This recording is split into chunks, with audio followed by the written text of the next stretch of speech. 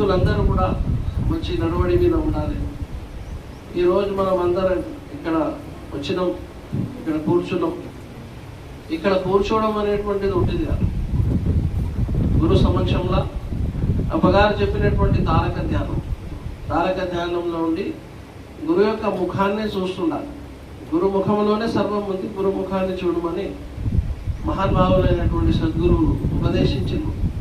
కాబట్టి మార్గం అనేటువంటిది ఎప్పుడు మనం విడిచి నడవడం అనేటువంటిది చాలా తప్పు. నీ గురువు నీకు ముఖ్యం, నీ గురుడే సర్వం, నీ గురుడే సర్వస్వం. అంతే తప్పించి అరే అవును ఆయన పెద్దగా ఉన్నాడు, ఇంకో ఆయన పెద్దగా ఉన్నాడు, ఇంకో ఆయన ఫలానా ఉన్నాడు అంటే ఎవడే పనికిరాదు, ఎవడు కూడా పనికిరాదు. నీ గురుడే నీకు ముఖ్యం.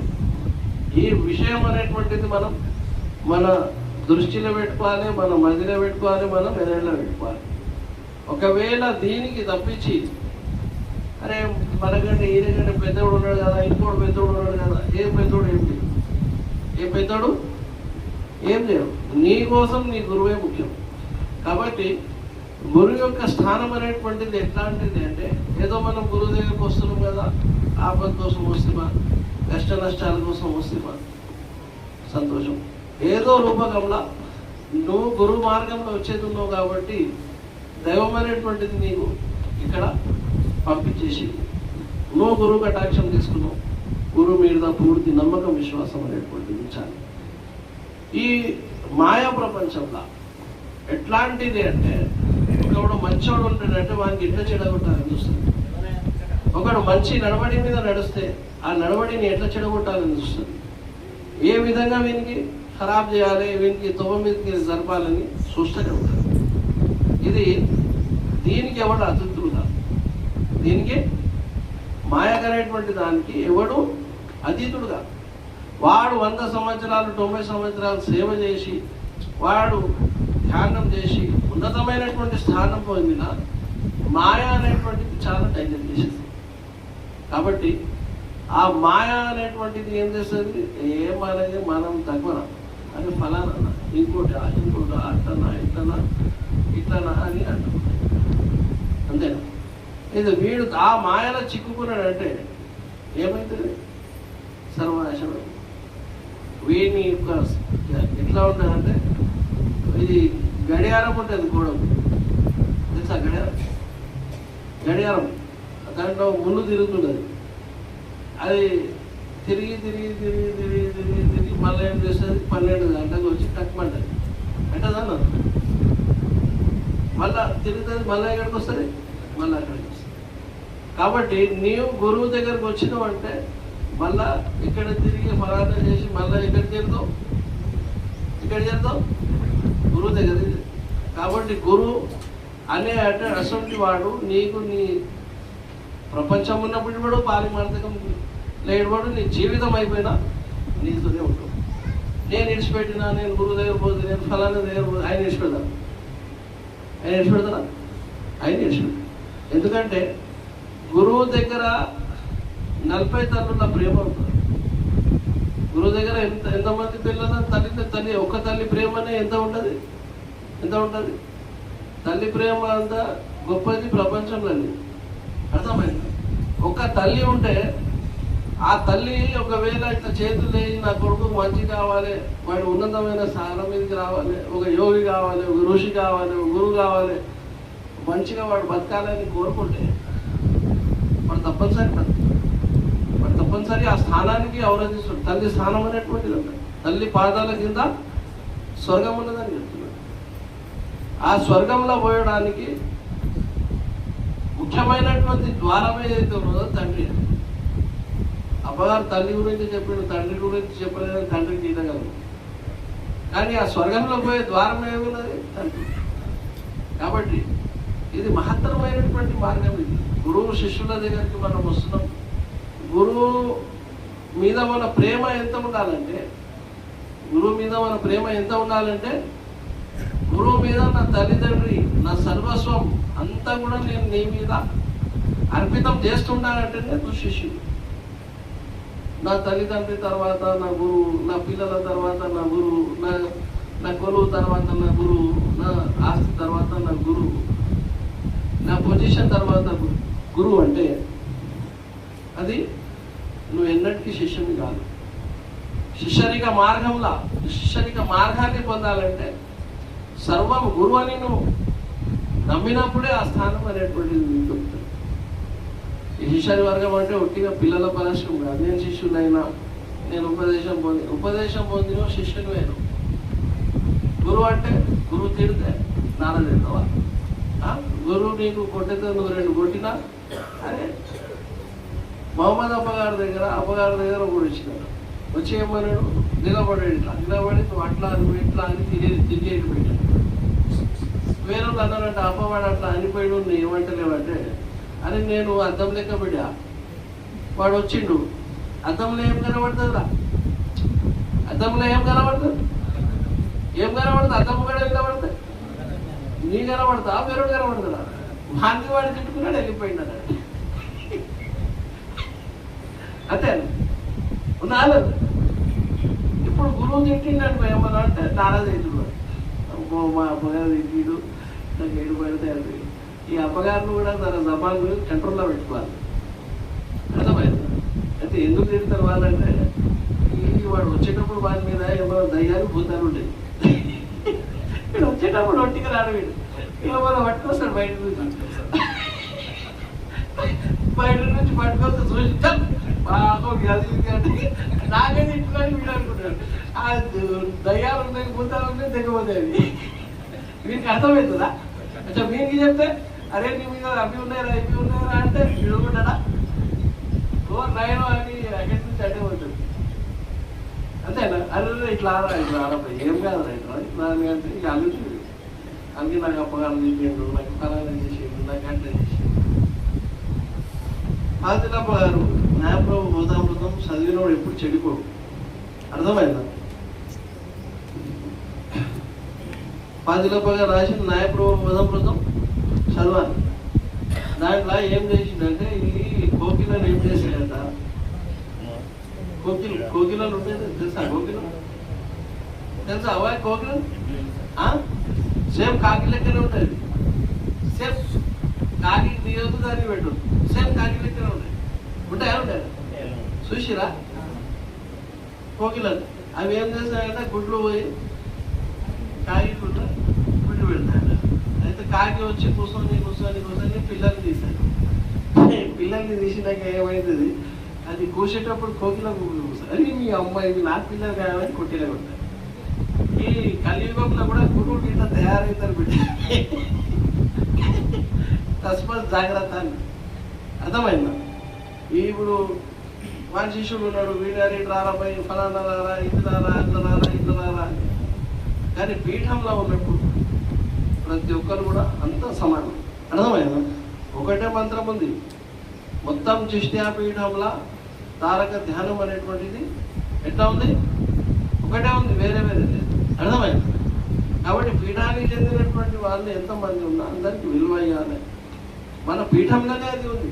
వేరే దగ్గర అయితే మన గురువు తప్పించి వేరే దగ్గర కూడా రాజ్యం. అర్థమైంది? దగ్గర కూడా రాజ్యుడు. కానీ శిష్యుని కోసం గురువే ముఖ్యం. మళ్ళొకసారి చెప్తున్నా, శిష్యుని కోసం ఏం ముఖ్యం? బస్ ఆ గురు రూపానికి తప్పించి నువ్వు ఆయన గురువు కూడా వచ్చి కూర్చుంటే మొక్కేది నీకు ఇజాజత్ లేదు. అర్థమైందా? ఫస్ట్ మన గురువుకి మొక్కాలి. దేవుడు వచ్చి నేను దేవుని రా ఫస్ట్ నాకు మొక్క అంటే ఫస్ట్ నాకు గురువుకి మొక్కాలి, కానీ దేవునికి మొక్కితే నువ్వు ఫెయిల్ అవుతుంది. అర్థమైంది? ఫస్ట్ ఎవరికి మొక్కాలి కదా? ఎట్లాంటి ముచ్చట్లు నా పాజిలప్ప గారు న్యాయప్రభు బోధామృతంలో రాసిండు. వెంకటప్ప గారు కూడా, మన వెంకటప్ప గారు అంటే ఈ వెంకటప్ప గారు కాదు, ఈయనకి వెంకటప్ప గారు అని పిలిచినప్పుడు ఇది కూడా. అర్థమైందా? అయితే మన బట్పల్లి ఖాజా ఆజం కూడా ఆయన కూడా ఎంత రాసిండు, గురుని విడిచి అడ గడియైన ఉండుట గోడకు నీకు ఇది మనసు. ఎంత మంచి పిచ్చుడు. గురుని విడిచి అరగడియ అయితే మనం ఇట్లా కళ్ళు మూసుకొని తెలిసే దాంట్లో కూడా సగం. అంతసేపు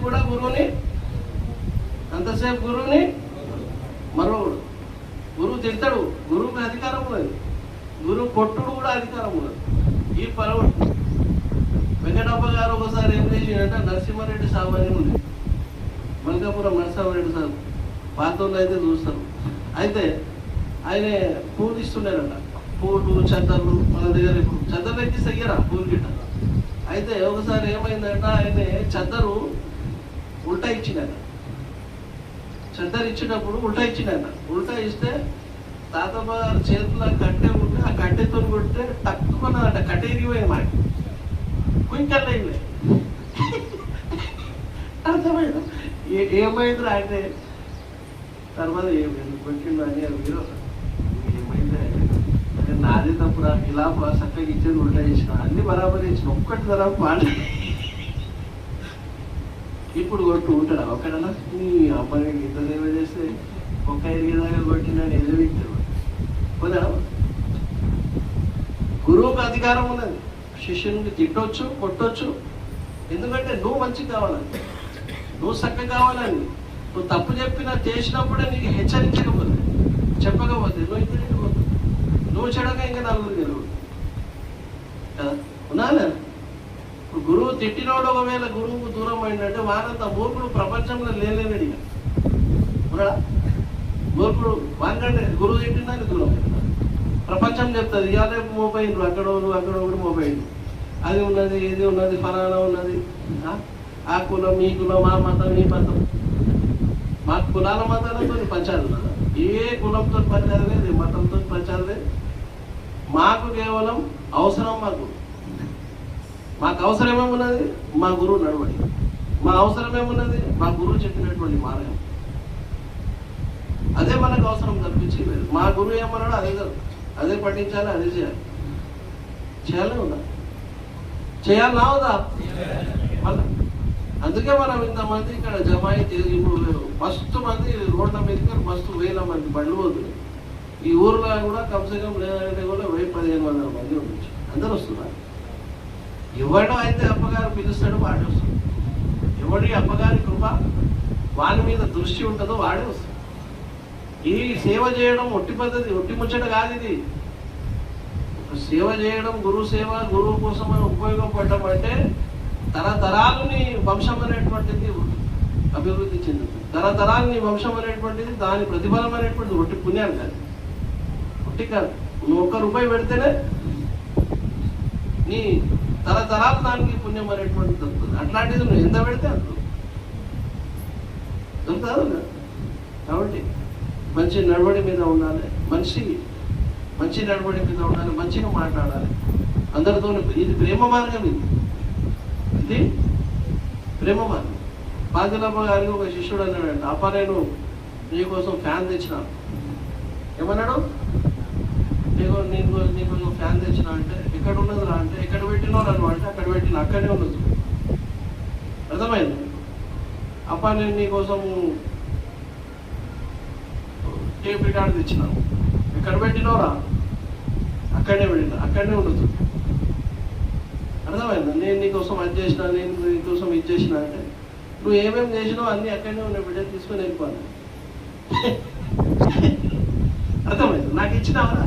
తెచ్చినావు, అక్కడ పెట్టినావు, అక్కడనే ఉన్నాయి, తీసుకో. నీ టేప్ రికార్డ్ ఎవరికి అవసరం, నీ ఫ్యాన్ ఎవరికి అవసరము, నీ పైసలు ఎవరికి అవసరము, నీ గల్ల ఎవరికి అవసరము, నీ బట్టలు ఎవరికి అవసరము.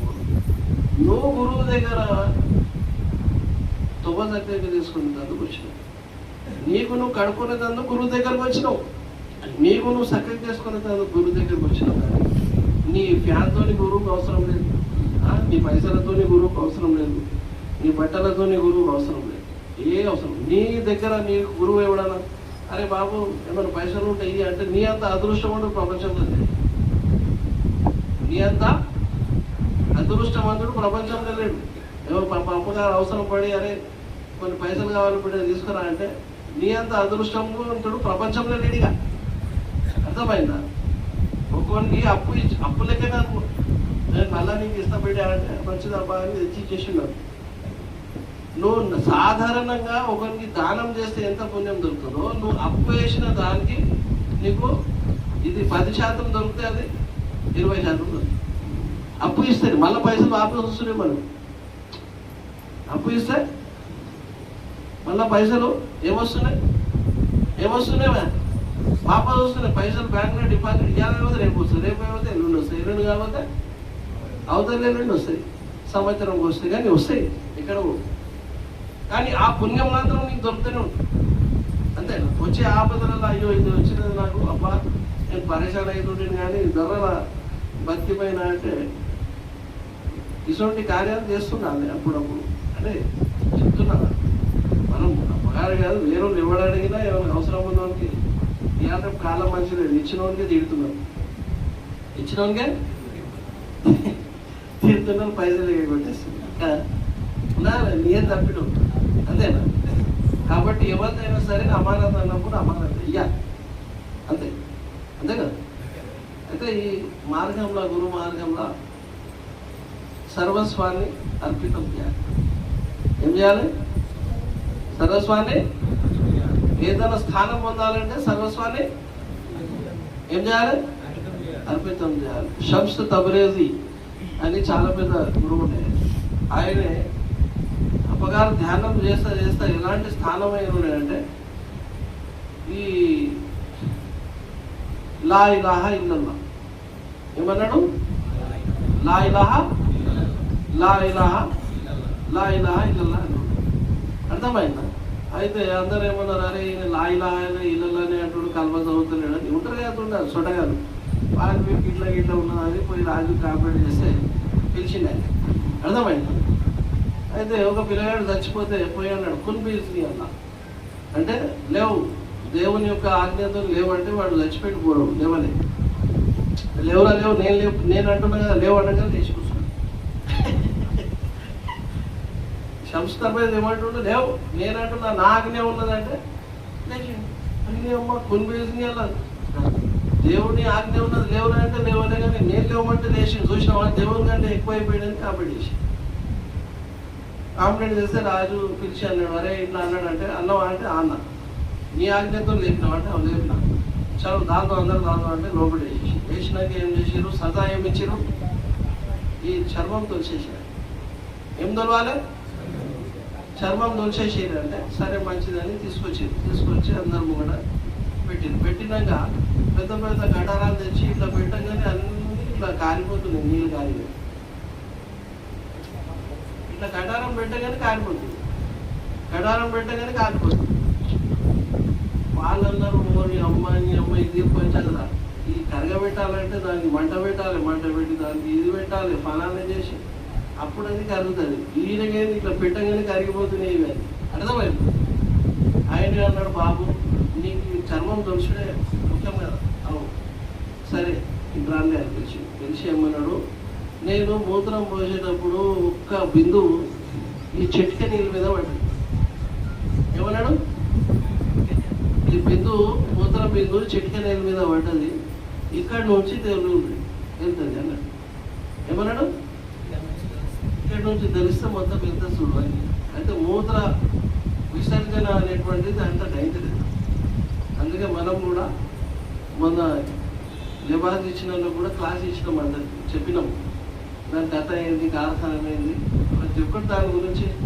ఇప్పుడు ఇష్టపడినాడు ఎక్కడ పడితే అక్కడ నిలబడి పోస్తే అవి ఒక్కోసారి కింద అవుతుంటుంది, ఏముంటుంది ఆ చిల్లిన అన్ని మొత్తం బిందువులన్నీ మీ మీద పడితే షమ్స్ తబరేజ్ వస్తుంటాడు, అంత పెద్ద ధ్యానం చేసినోడు, ఆ కత్తులు కటారాలు పెడితే అవి అన్ని కారిపోయేటోడు. అర్థమైందా? అసొంటి కారిపోయేటోడికి ఈ మూత్ర బిందు ఒకసారి పడితే అక్కడి నుంచి వచ్చింది. కాబట్టి ఇది నేర్చేటందుకే గురువు దగ్గరకు వచ్చిన మనం ఎట్లా మనం శుద్ధిగా ఉండాలి, ఎట్లా నడవడి మీద ఉండాలి, ఎట్లా మనం ధ్యానం చేయాలి, మనకే అన్ని వస్తాయని ఎప్పుడు అనుకోరు. సముద్రంలో ఇప్పటి వరకు ఇన్ని పెద్ద పెద్ద మిషనరీలు ఉన్నాయి, ఇప్పటి వరకు కనుక్కోలేదు. అర్థమైందా? ఆకాశాన్ని కనుక్కోలేకపోయింది. అలాంటి మహోన్నతమైనటువంటి స్థానం కలిగినటువంటిది. కాబట్టి నారే తక్బీర్, नारे तकबीर, नारे रिसालत, या रसूल अल्लाह, सैयद सरकार की दोशरुद्दीन, सैयद सरकार की दोशरुद्दीन, सैयद सरकार की दोशरुद्दीन।